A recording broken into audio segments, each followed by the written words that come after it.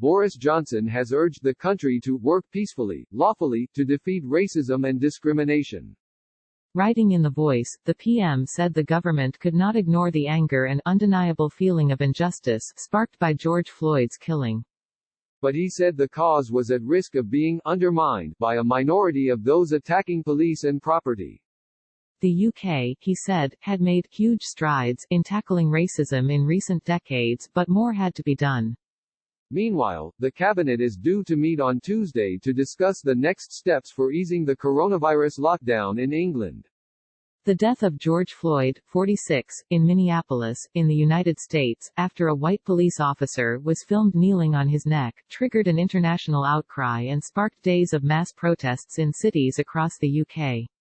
While the demonstrations have been largely peaceful, they turned violent in London on Saturday when police officers were confronted with flares, and a statue of wartime leader Winston Churchill was vandalized. In Bristol, demonstrators pulled down a statue of the slave trader Edward Colston and threw it into the River Avon. Home Secretary Priti Patel condemned a lawless minority of protesters who regrettably turned to violence, adding, "This hooliganism is utterly indefensible." In an article for The Voice, the Prime Minister said Mr. Floyd's death had awakened an anger and a widespread and incontrovertible, undeniable feeling of injustice, a feeling that people from black and minority ethnic groups do face discrimination, in education, in employment, in the application of the criminal law. "We simply cannot ignore the depth of emotion that has been triggered by that spectacle, of a black man losing his life at the hands of the police," he wrote. "We who led and who govern simply can't ignore those feelings because in too many cases, I am afraid, they will be founded on a cold reality." While he believed the UK was a much less racist society than it was 40 years ago, the PM said he heard the Black Lives Matter protesters and accepted much more needed to be done to ensure everyone was treated equally. "We must also frankly acknowledge that there is so much more to do, in eradicating prejudice, and creating opportunity, and the government I led is committed to that effort." Thanking those who abided by social distancing while taking to the streets, the PM warned that further mass demonstrations endangered the UK's efforts to bring the coronavirus epidemic under control. And he said he could not condone those who hijacked peaceful protests by breaking the law or desecrating public monuments, saying they damaged the legitimate cause that people were fighting for. "We have a democracy in this country. If you want to change the urban landscape, you can stand for election, or vote for someone who will.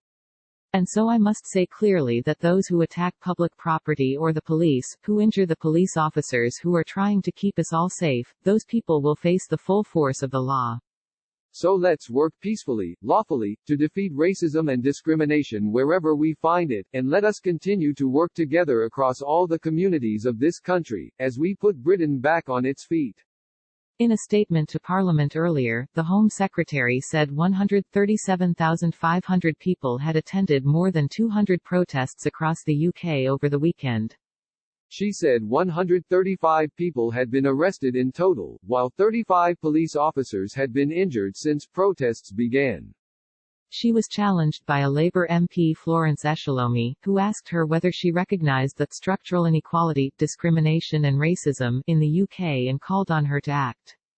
But Ms. Patel said she would not take lectures from others about racism, and gave examples of the racist abuse she had personally received, including facing racial slurs in the playground and on the streets, and being advised to use her husband's surname in order to advance her career.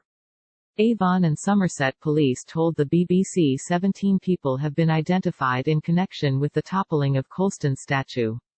No arrests have yet been made. Chief Constable Andy Marsh defended the decision taken by commanders on the ground not to intervene when the statue was torn down and dumped in the harbour.